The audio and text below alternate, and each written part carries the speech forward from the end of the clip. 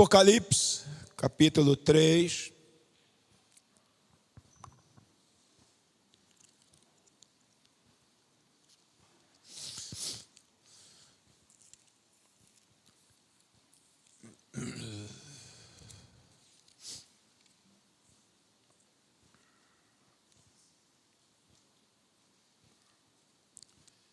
Versículo 14.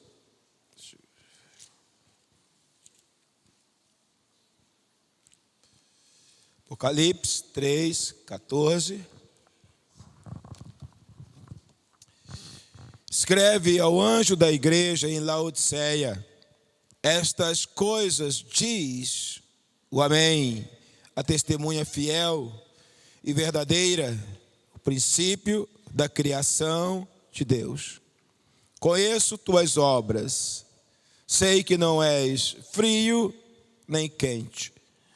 Antes fosses frio ou quente.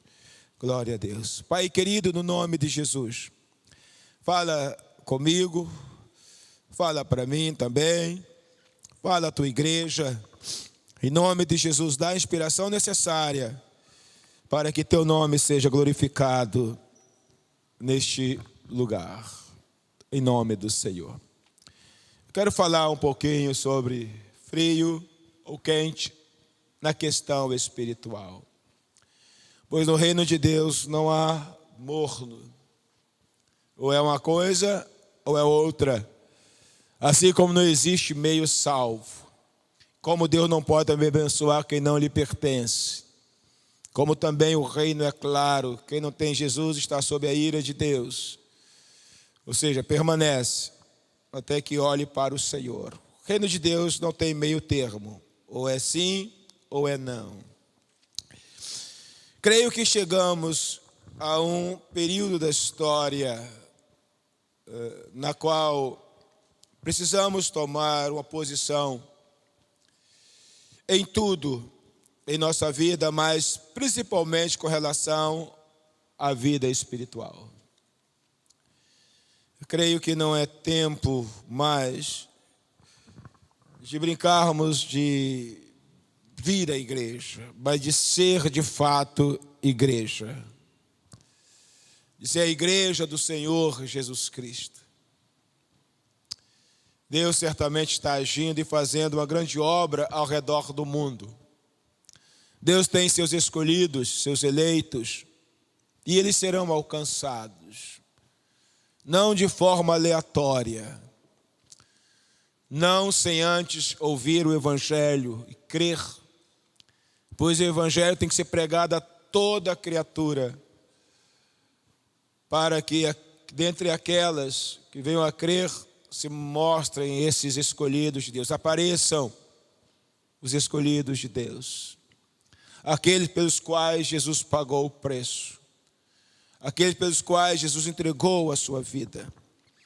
Creio que chegou este momento em que cada dia mais a gente precisa tomar posição com relação à nossa fé e à nossa vida com Deus. Falo isto porque a cada dia a diferença entre as obras das trevas e as da luz estão cada vez mais claras. Não há mais dúvidas quanto a essa diferença. É tão óbvio, é tão claro, novas doutrinas, novas famílias, novos modelos de famílias contrariam totalmente a palavra de Deus. Mensagens como, coisas como questões de ideologias, de gênero e outras coisas mais que nos compete entrar em detalhe, mas que temos que ver que contraria totalmente a palavra de Deus. Isso não é um chamado para discussão, para briga, nada disso. Mas é um chamado para nos posicionarmos, nós mesmos, concernente à nossa vida perante Deus. A nossa vida perante o Senhor. Está claro, totalmente claro hoje, o que era algo embutido, às vezes velado ou mascarado, Não há mais máscaras. Pessoas hoje deixam clara e abertamente suas preferências. Que elas realmente, o que para elas se torna a sua verdade. Está claro. Não estamos aqui para questionar, mas eu me refiro à questão da nossa própria vida. Porque a palavra do Senhor diz que o justo é salvo com dificuldade. Imagine quem não honra a Deus. A Bíblia também diz que o juízo começa pela casa de Deus. A Bíblia fala muitas coisas que a gente às vezes ignora, mas que a palavra não volta vazia. A luz, a obra das trevas e as obras da luz, elas estão cada vez mais claras. Quem é do Senhor e quem não é do Senhor. Portanto, precisamos tomar posição com relação a essa vida espiritual. Porque não sabemos o dia de amanhã. Não sabemos nada sobre o amanhã. Todos nós temos projetos, sonhos, coisas que sonhamos realizar ainda, creio eu. Mas quem garante que isso vai acontecer? Ninguém. Deus conhece o amanhã. E um chamado do Espírito Santo para a nossa vida é nos posicionarmos em relação à fé. Deus não está brincando de ser Deus. Ao redor deste mundo Deus está salvando pessoas. Aonde você não imagina, onde o Evangelho é duramente perseguido, os cristãos maltratados, torturados, até mortos, Deus está salvando pessoas. Deus está operando em todas as nações. Deus não está morto. Ele é Deus. Ele é o Senhor. Ele não está indiferente às circunstâncias da vida. Mas o compromisso maior com Deus é com o seu povo. Mas é um compromisso não de dar ao seu povo vida boa no sentido deste mundo, vida regalada ou regada. Compromisso com Deus, de Deus para com a sua igreja, é a salvação do seu povo. Ele ama o seu povo. Ele entregou a sua vida por nós. E Ele reclama, é uma atitude para com Ele. Ele muitas vezes quer trazer algum tipo de juízo, mas quando Ele o faz é para provocar uma mudança. É momento de tomar uma posição. Se levantar em fé, de confiar em Deus, de firmar a nossa confiança. Até mesmo a situação do país nos chama a uma atitude de buscar a Deus enquanto se pode achar. E quando a Bíblia diz buscar a Deus enquanto se pode achar, não é que Deus vá sumir, não.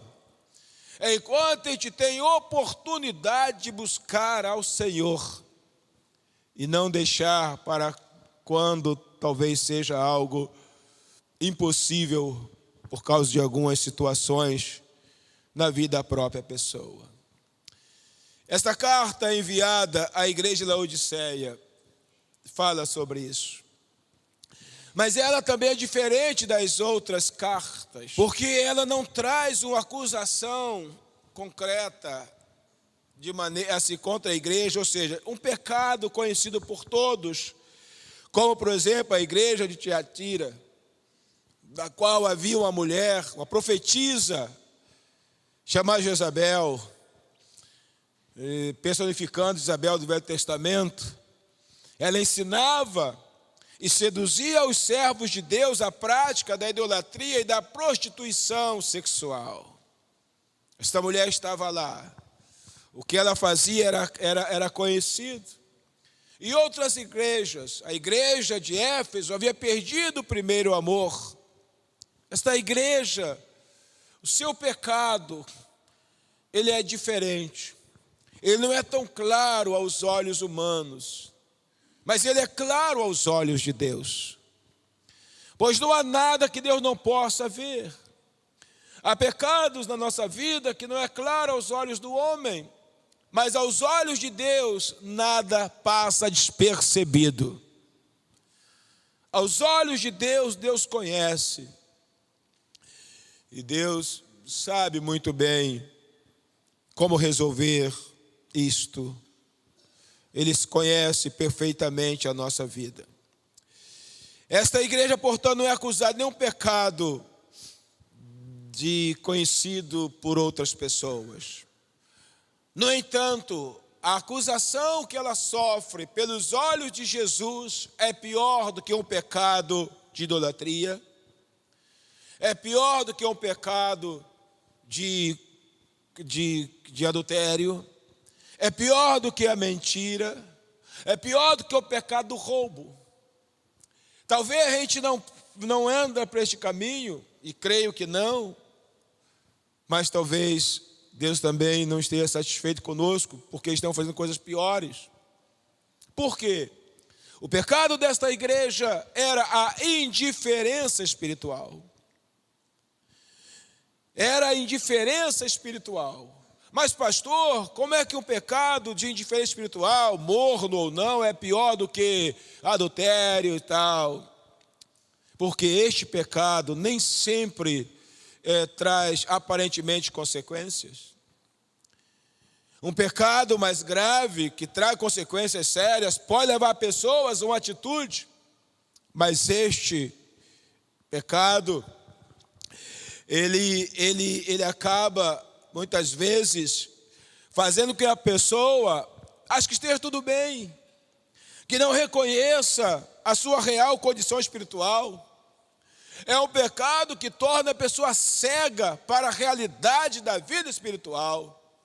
Portanto, ser despertado de uma maneira profunda, tem que haver uma direção, um agir de Deus. O Senhor olha para esta igreja, o Senhor sonda esta igreja, porque Deus sonda as nossas vidas. As 7 cartas enviadas às 7 igrejas da Ásia Menor, que compõem o livro de Apocalipse, refletem a igreja atual. Jesus olhava para a igreja, ele via algo que ela não via, então ele denuncia à igreja o seu pecado. Ele diz assim, como nós vimos no versículo 15, repetindo, ele vai dizer, lá no 15, conheço tuas obras, eu conheço, sei que não és frio nem quente, antes fosses frio ou quente. Interessante que Jesus diz claramente, eu preferia que fossem frios ou quentes, a viver em cima do muro, a ser indiferente, a ser morto. E esse algo é tão terrível que ele vai dizer no versículo 16, a mornidão espiritual é algo que é tão terrível aos olhos do Senhor, que ele vai dizer no versículo 16 assim, assim porque tu és morno e não és quente nem frio, estou a ponto de vomitar-te da minha boca. Irmãos, que coisa séria. Olha que Jesus fala algo terrível para a igreja. Ele não diz, porque vocês estão adulterando, eu vou jogar vocês fora. Não significa que não faça se não houver mudança. Obviamente. Não é sempre. Obviamente, há consequências seríssimas. A destruição de tantas coisas, de família, etc. Mas esse pecado, ele diz, estou a ponto de vomitar. O que se joga para fora? Não é? Nós sabemos, não precisamos nem ficar detalhando isso. Talvez alguém vá jantar logo mais, não sei. Pastor, acabou com a minha janta? Não sei. Jesus fala algo seríssimo.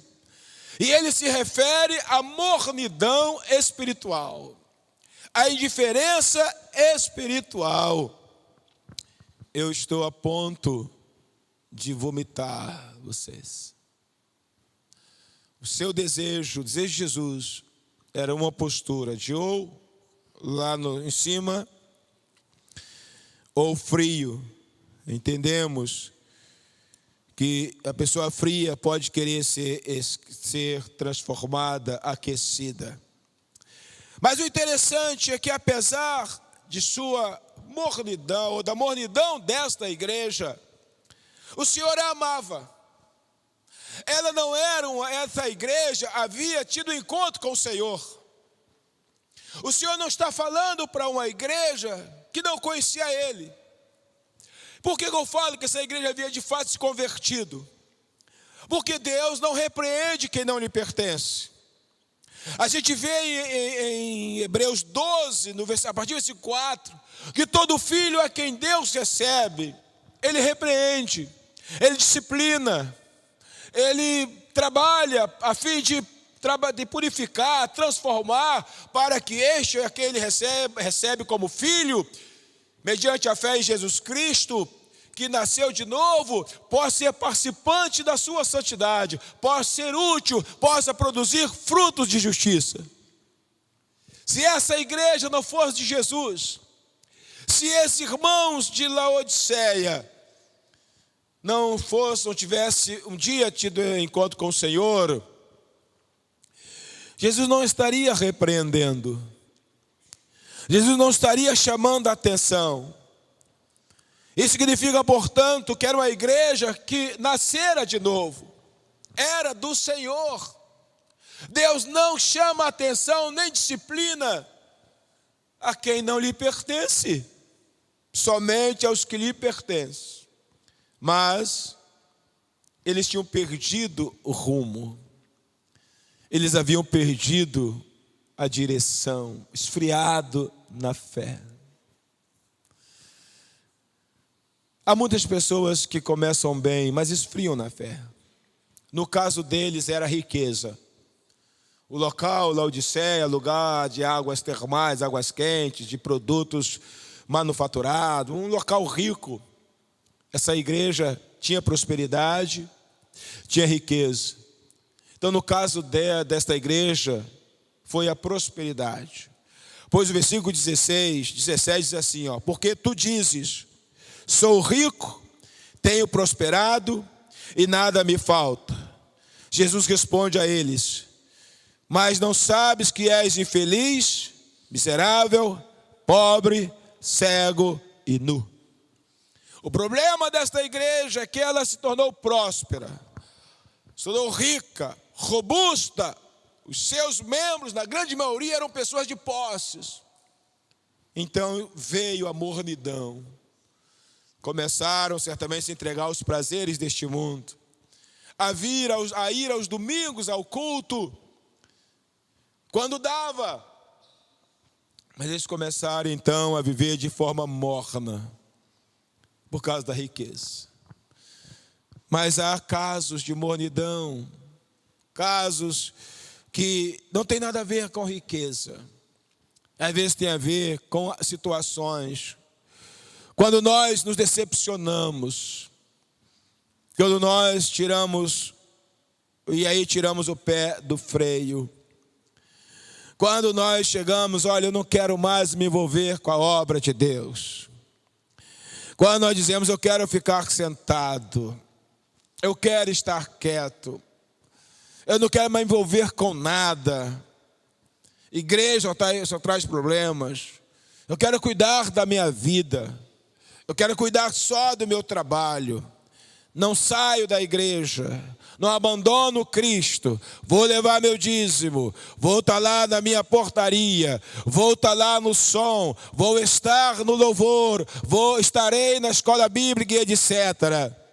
Mas não me chame mais para nada.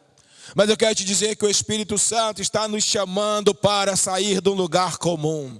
Ele está nos chamando para ir além, para não achar que se viermos, dizimarmos, e devemos fazê-lo, porque é para o Senhor que se dizima, é o seu Senhor, que ficamos na portaria, que operamos o som, que fizemos tudo e devíamos fazer, agora não posso mais nada, como se nós tivéssemos cumprido o nosso turno de serviço.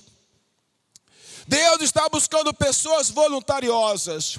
Deus vai trazer um avivamento sobre a sua igreja.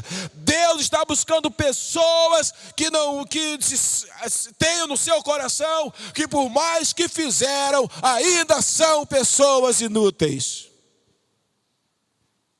Porque é assim que a Bíblia diz: se vocês fazem somente o que lhes é pedido, sois ainda servos inúteis. Eu estou usando o que a Bíblia diz. Deus está levantando e vai levantar. Nós não podemos servir a Deus com dever, com o dever cumprido. Nós não podemos servir a Deus olhando na escala lá do coral, opa, é o meu dia. Olhando na escala da portaria, meu dia é tal dia, vou estar lá, acabei, ninguém me encha mais a paciência, ninguém me chame para nada, ninguém me chama para uma visita, ninguém me chama de liderar nada, ninguém me chama para fazer mais nada. Deus não está mais interessado em usar e não vai usar essas pessoas. Só que elas vão ficar de lado. Deus está buscando gente que diz: eis-me aqui, Senhor.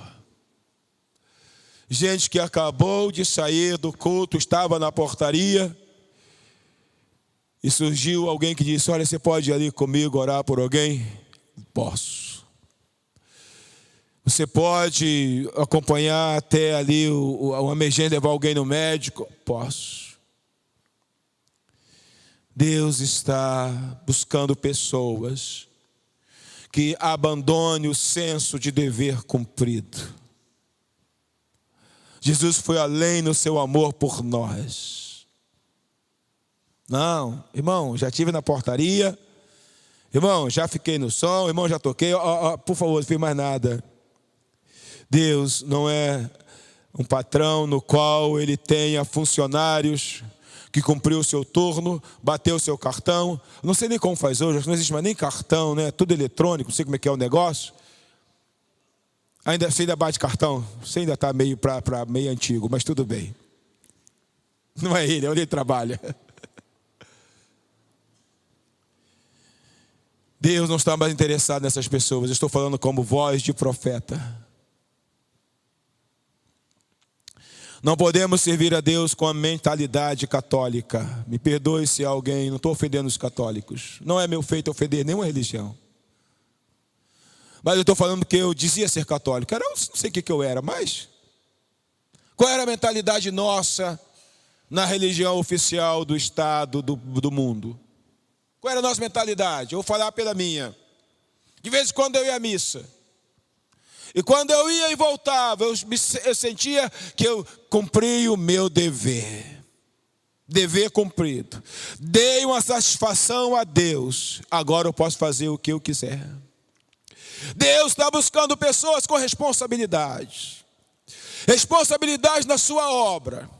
Dispostas a ir um pouco além. A andar a segunda milha. Pessoas, porque é um outro problema na nossa vida, é a questão de fiz a minha parte, na questão financeira, dizimei, posso fazer o que quiser com o meu dinheiro. Não pode, não. Tem que usar ele direito, tem que usar ele no benefício da sua família, promover o bem-estar dos seus, que inclua lazer, glória a Deus. Não pode. Essa mentalidade é a mentalidade da cultura deste mundo. Não podemos servir, portanto, ao Senhor desta maneira. O Senhor está buscando pessoas. E Ele vai levantar. Ele é Deus. Ele não está aqui, nós não fazemos favores para o Senhor. Ele precisa de gente voluntariosa. De gente que olha para Ele, de gente que não fala, olha, vou tirar o pé do freio. Deus vai entender, e Deus é especialista em não entender essas coisas, porque nós precisamos olhar para Jesus Cristo. Se você quer andar bem neste mundo, olhe para Jesus.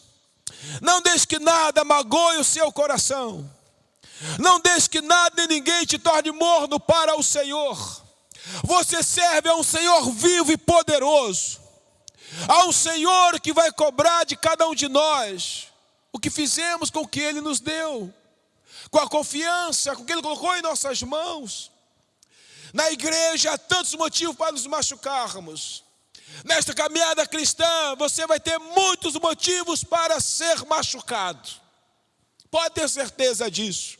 Mas se você firmar o seu olhar, seus olhos no Senhor, se você entender que você serve a Jesus Cristo de Nazaré, e que Ele é fiel, e que Ele honra, e que Ele conhece cada coração, então as feridas, as setas vão bater em você, e elas vão apenas bater, mas não vão penetrar. Elas baterão em você, mas cairão, porque você estará vacinado. Precisamos ir além. Precisamos estar dispostos a dizer, como Maria: eis-me aqui, Senhor. Não podemos servir a Deus com o senso de dever cumprido. Não podemos. Precisamos estar preparados para que o Espírito Santo possa nos usar. Para que Deus possa dizer: posso contar com você. Precisamos estar preparados para ir para o lugar de oração com Jesus. Pois esta é a mentalidade do Evangelho. A voluntariedade. E não a mentalidade do mundo, do dever cumprido. Jesus nunca chamou-nos para bater cartão e pronto. Não precisa de mais nada. Não é isso. Então essas coisas nós não percebemos, vai nos tornando crentes mornos. Crentes acomodados, aculturados. E Deus está chamando para uma mudança. Talvez você ache a palavra um pouco dura, e talvez até seja. Mas eu não posso deixar de falar a palavra de Deus.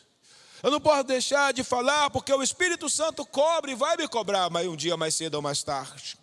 A verdade, para o despertamento. Pois Jesus fala em Efésios, no capítulo 4, me parece, 5 e 16, 5 e 16, desperta tu que dormes, desperta tu que dormes, e Cristo te iluminará.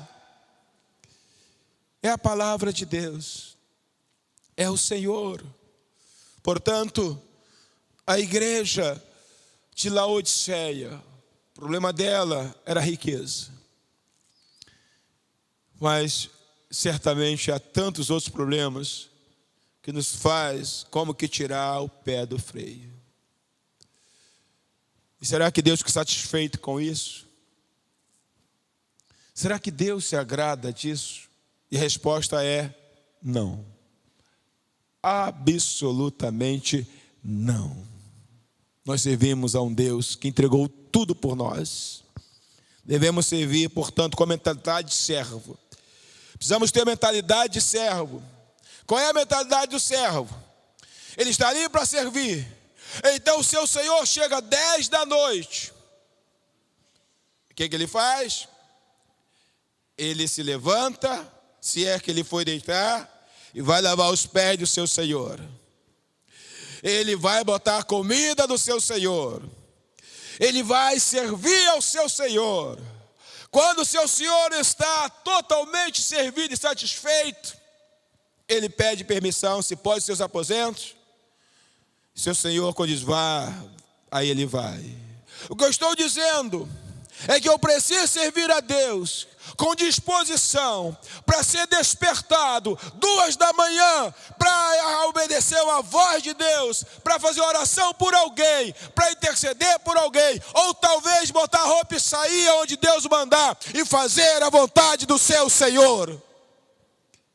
É assim que Jesus nos chama. A gente precisa adquirir com a graça de Deus essa mentalidade de servo, de servindo ao Deus Todo-Poderoso, e não escolher o tempo bom. Para Deus, isso não soa bem. Essa igreja agora estava muito mal perante o Senhor, mas Deus a amava. Eu não disse? Aqui, vamos ler. Portanto, o que ele faz? Ele sonda, ele olha o coração, ele vê o problema da igreja, ele então dá um conselho.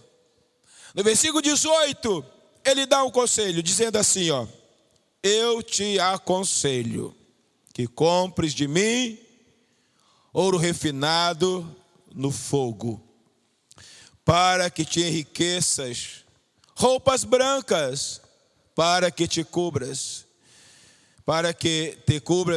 e a vergonha da tua nudez não seja mostrada, e colírio para que o apliques sobre os teus olhos e enxergues. Eles eram pobres, tinham dinheiro, mas não tinha a maior riqueza, que é a riqueza espiritual. Nem a presença de Deus já não era lá grande coisa na vida deles, se é que existia. Eles eram cegos, apesar de enxergar. Eles estavam nus, espiritualmente falando, perante Deus, apesar de vestirem, se cobrirem com roupas. Seja qual for a situação, ela é espiritual. Jesus diz que ela deveria, portanto, comprar. Ele diz algo interessante, irmãos. No conselho dele, à igreja, ele diz, versículo 18, voltando a ele: te aconselho que compres de mim. Comprar de Jesus. O que é que Jesus está vendendo? O evangelho é grátis. Suas bênçãos são gratuitas. Mas ele usa: compre de mim. Como eu posso comprar algo de Jesus se ele não tem para vender? Ou se ele não vende sua graça, suas bênçãos, sua misericórdia? Evidentemente, o que o Senhor está falando é algo que passa por uma atitude de reconhecimento, de reconhecer a condição de miséria espiritual, reconhecer a condição de que precisa mudar, e mediante arrependimento, ir ao Senhor, confessar diante dele que precisa mudar, e então o Senhor vai abençoar, a sua graça vai conceder essas riquezas espirituais que o Senhor se agrada. Mas ninguém pode fazer isso sem primeiro haver o reconhecimento, um toque do Espírito Santo. Então, compre de mim. Ele tem para dar, ele tem para vender, ele pode fazer, mas sem que haja uma ação do Espírito Santo. Nós precisamos de uma ação maior do Espírito Santo. Nós precisamos ter mais o Espírito Santo em nossas vidas, pois é Ele que vai nos levar a ver de uma maneira mais profunda a nossa real condição espiritual. É Ele. Mas pouco hoje falamos, oramos para receber o Espírito Santo. É Ele.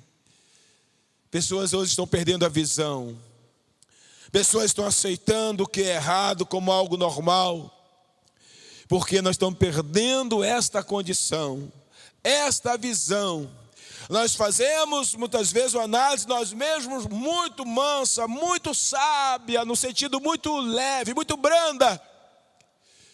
Mas como Davi, é dizer: sonda-me, ó Deus, compre de mim.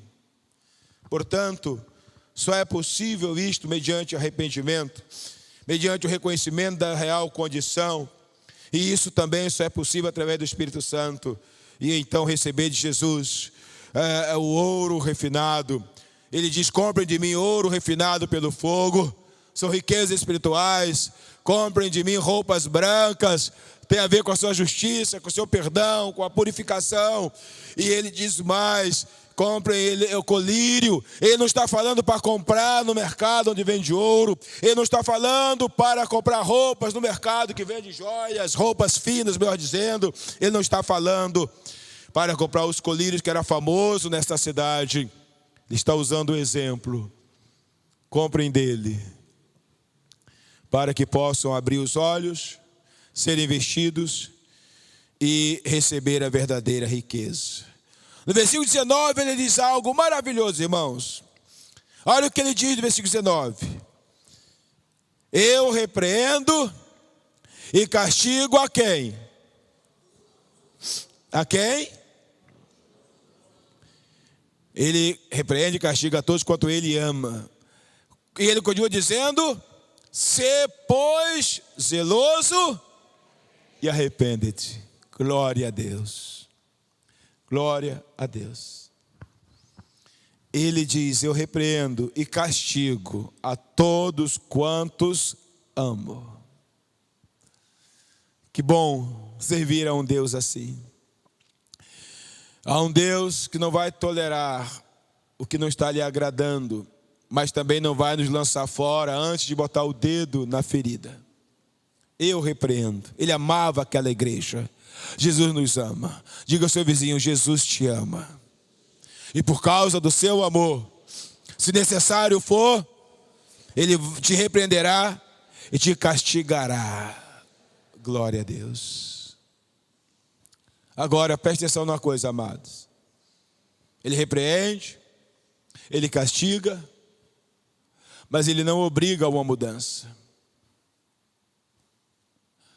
O castigo pode levar ao endurecimento do coração. Ele não obriga a uma mudança. Pois ele vai dizer no restante do versículo: sê, pois, zeloso e... Vamos lá, igreja, me ajuda. Sê, pois, zeloso e...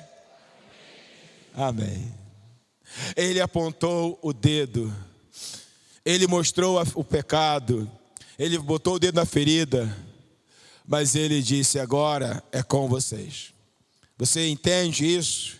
O médico te examina, você faz tudo que é necessário para descobrir um problema que precisa de exames, e ele passa a receita, mas ele vai na tua casa te obrigar a tomar o remédio ou a comprar? Vai? Não. Mas ele descobriu o problema. Ele apontou e deu a solução, o remédio que vai combater aquele mal. Mas ele não vai poder passar dali. Ele não vai na sua casa ver os horários e obrigar a mim e a você a tomar o medicamento.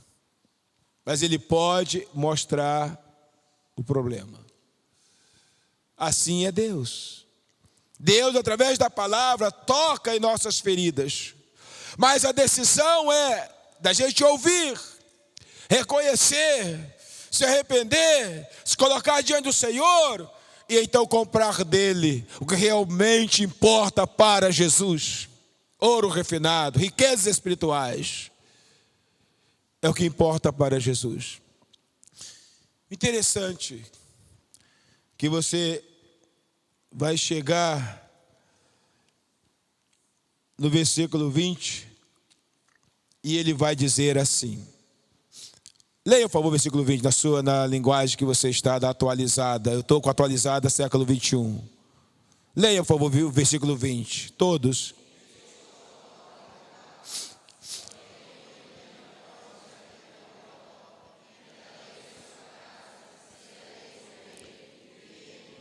Glória a Deus. Deus certinho aqui. Estou à porta e bato.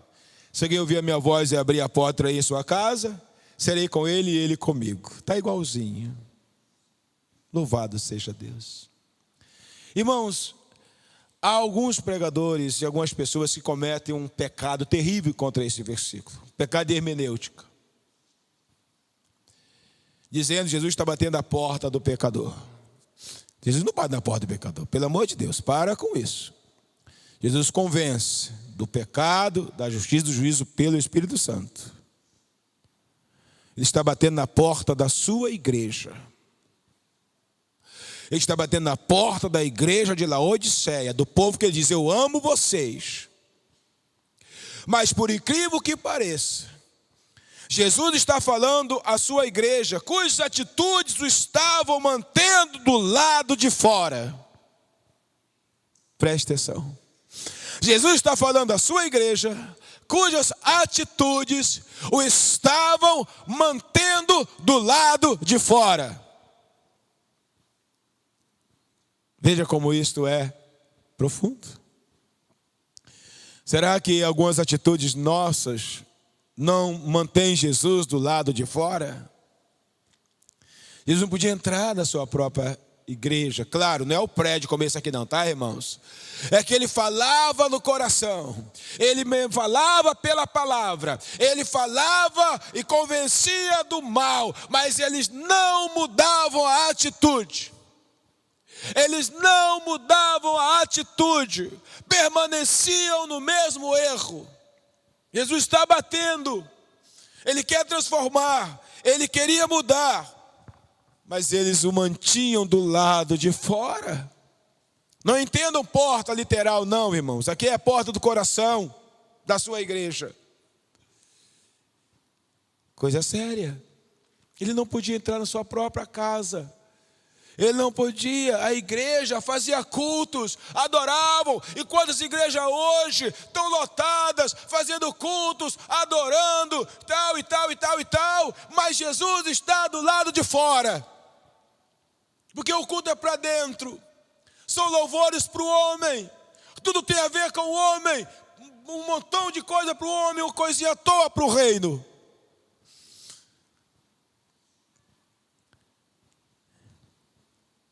Jesus estava do lado de fora. Mas ele estava insistindo.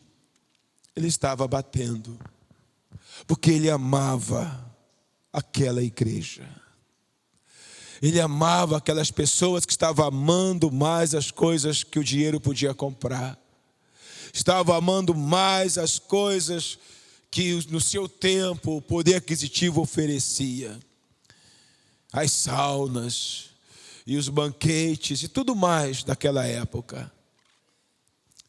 Jesus estava lá de fora. Mas ele estava batendo. Porque ele ama e continuava amando. Estou batendo. E a promessa é maravilhosa para uma renovação de vida.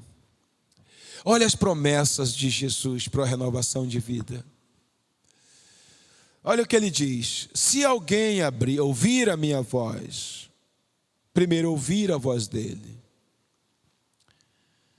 e abrir a porta, o que ele faz? Entrarei em sua casa. Primeira coisa, ele vai entrar na casa.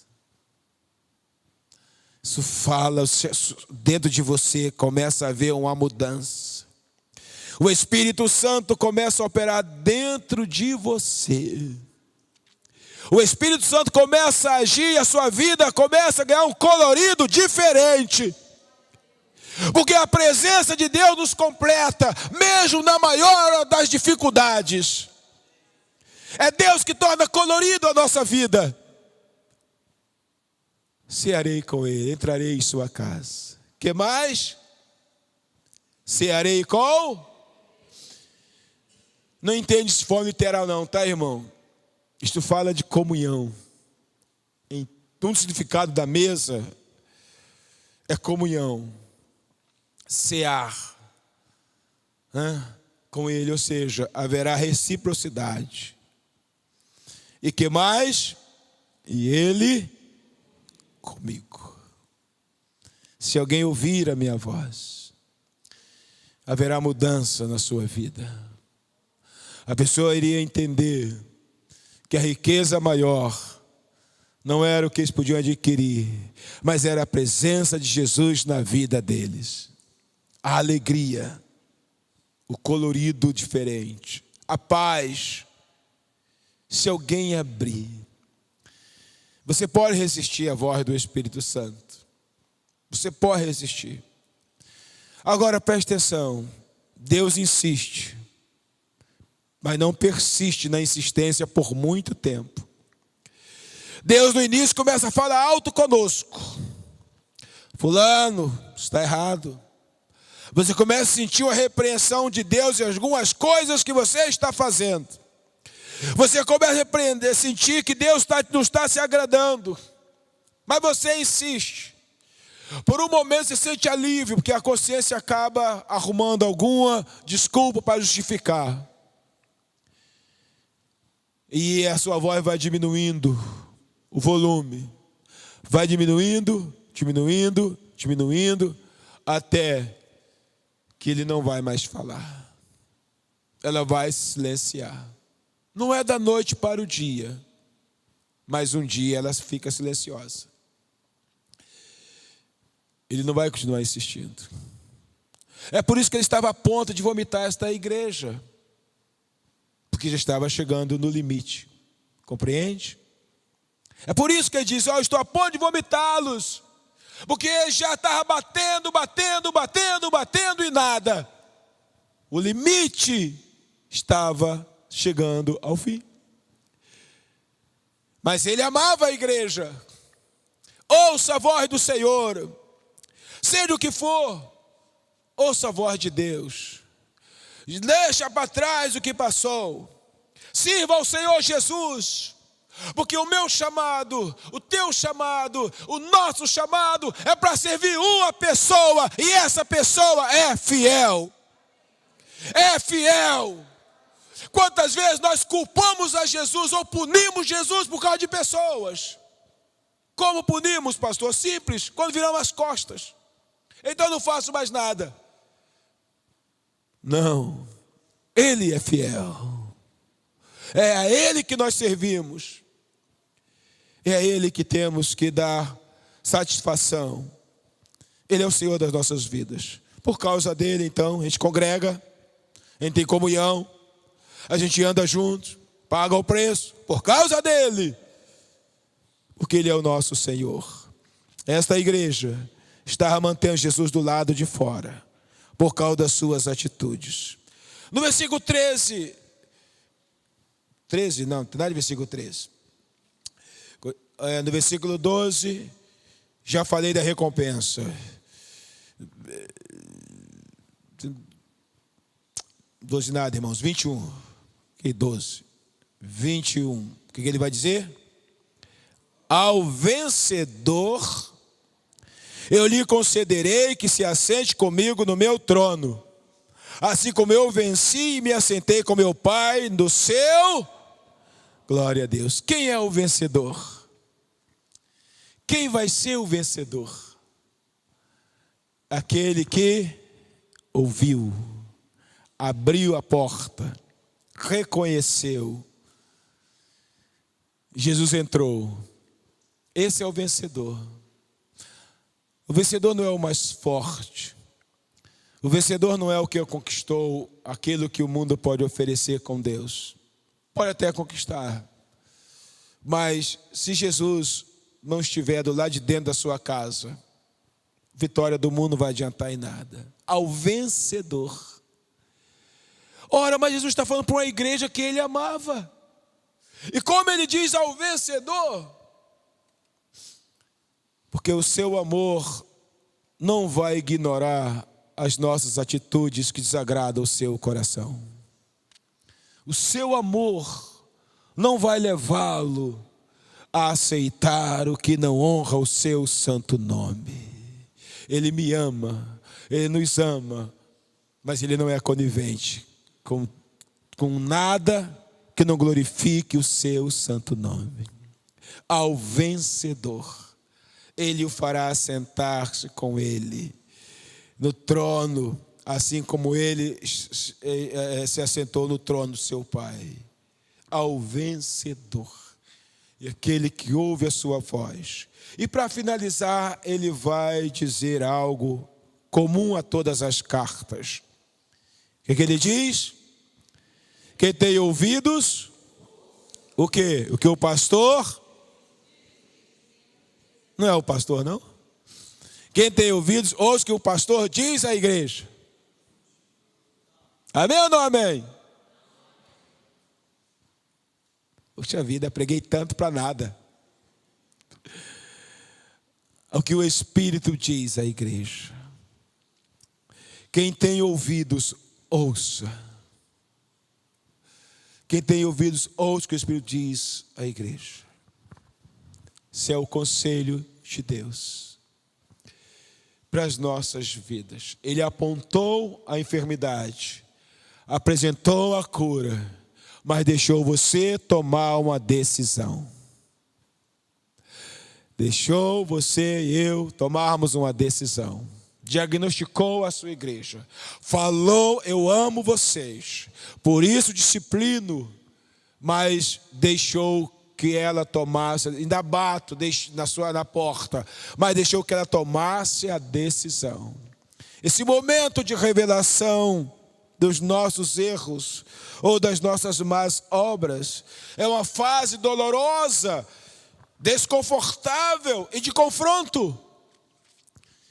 E só venceremos se ouvirmos a voz do Espírito Santo, confessarmos a Jesus as nossas transgressões, nos arrependermos e as deixarmos.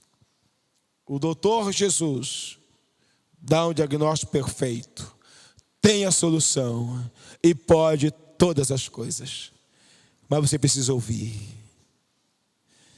Que Deus abençoe em nome de Jesus.